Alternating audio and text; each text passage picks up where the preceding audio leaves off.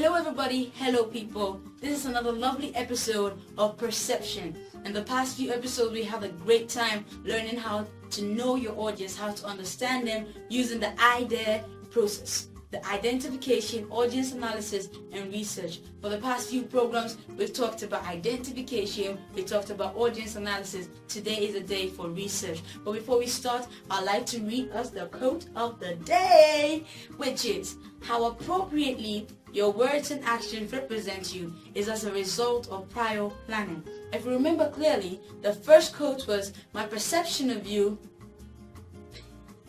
is determined by your illustration of yourself, and your illustration of yourself is as a result of your actions and your words. And we found out that your words and action paint a picture of yourself. In the same way, your words and action can be controlled by prior planning. That is why we are even having this show at all. We want to teach people how to know, how to plan in advance for every single time they want to open their mouth and talk. Because each time you talk, there are consequences. And if you want a consequence to be good, so in the end, it's a benefit. There's some consequences are benefits. Yeah, you get what I mean. So if you want a consequence to be good, then you have to plan in advance. It doesn't have to take hours. It doesn't have to take years. It just has to take a couple of seconds or a day or an hour or two. It's up to you. It depends on what you're coming to do.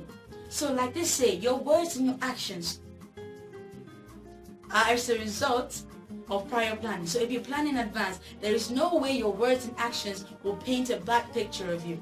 Now we go on to the point for today, which is research. Now you have identified your audience, you have analyzed your audience, and now what's next? You research further. Now how do you research further? There are three ways. You can go over existing research, you can brainstorm, or you can have interviews. Now I'm going to explain. Go over existing research. There are already databases concerning different countries, concerning different groups of people. You can go over that. You can find them online. You can find them in libraries. If you're a bookworm like myself, you can go read them and find them out. So if you want to find out more about the demographics of Kenya, you go to online, if you write facts about Kenya, or you go to the library, you get a Kenyan history of Kenyan book, and you read it and find out the demographics. If you want to find the psychographics, you can find it from people who have gone to do surveys in Kenya and find out how people talk about. If not that, for something on the lower scale, like talking to your parents, is brainstorming. You sit down at your table, you have your facts, you have identified your audience, you've analyzed their attitudes, their interests, their hobbies, their likes and their dislikes. You've analyzed it properly. And now you are planning, okay, how will I do this? In what way will I present it? This is all part of the research process. In what way will I present my case? So for example, the example I gave you of getting a new game for my mom, the way I presented my case in such a way that she had no room for argument and she had to give me the new game.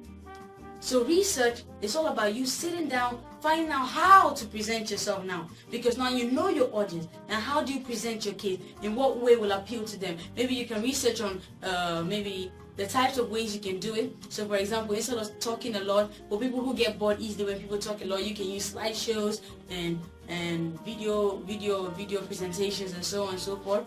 It's all up to you. And then the third way we want to talk about today is interviews. So you want to go to somewhere in Kenya, you can interview individuals. Let's say you're going to a rural area, just pick a random individual that represent the age group, so focus groups. If you want to reach to teenagers, you pick up a group of teenagers, maybe 6 girls or 3 girls, 3 boys from different parts of that same region, and you interview them, what you want to find out. Maybe, okay, what do they like the most, or what do people in their area like, what do their friends like?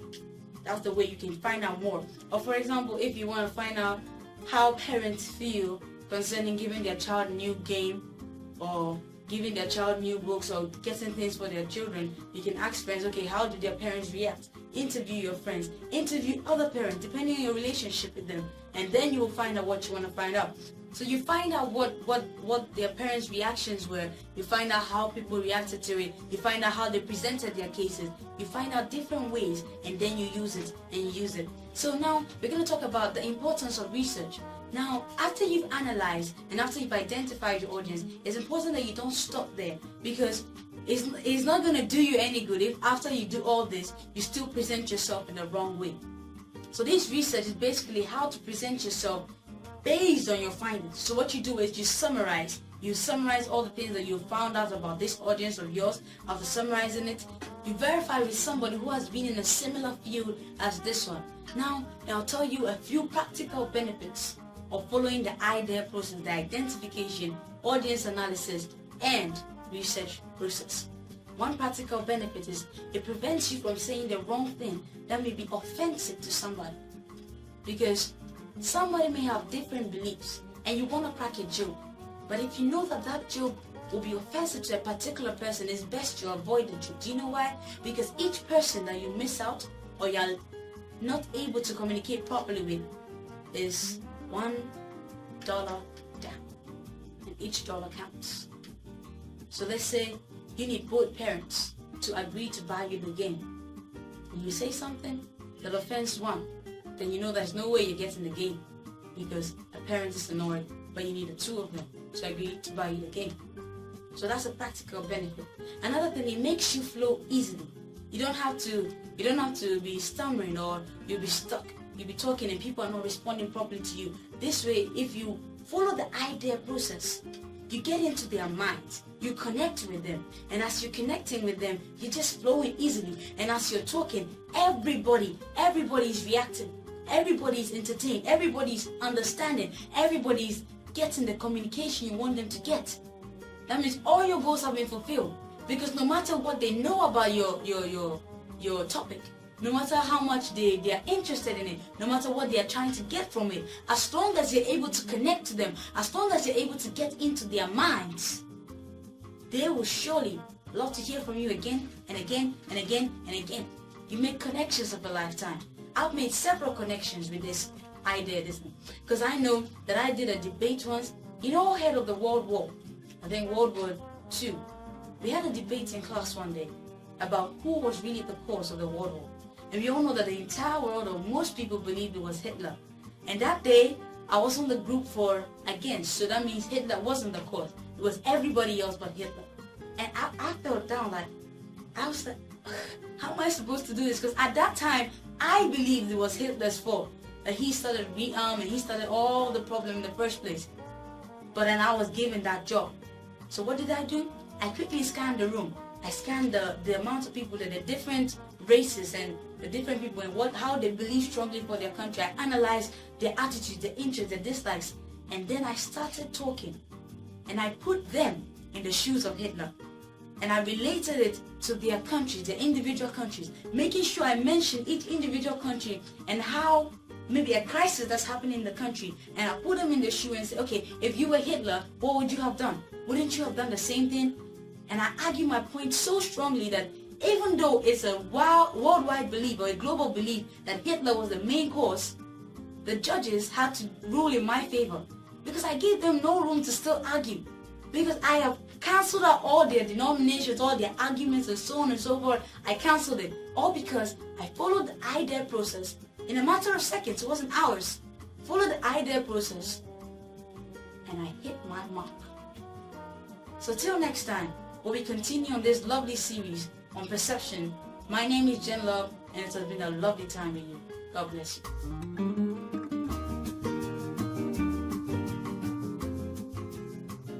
Hold on guys, don't go yet. We're so glad you could enjoy that edition. Well anyway, this is the AJ Truth. That's Kingsley P is there, J Love, and I'm Soldier. And to get more, the full video and more, you can just kindly click the link in the description box there, and then we'll have some more. And don't forget to subscribe, like, and share our videos. I mean, it wouldn't kill you to just share that video, man. And you can get into contact with us on our social media platforms, which will be Facebook, Twitter, Vimeo, and Google+.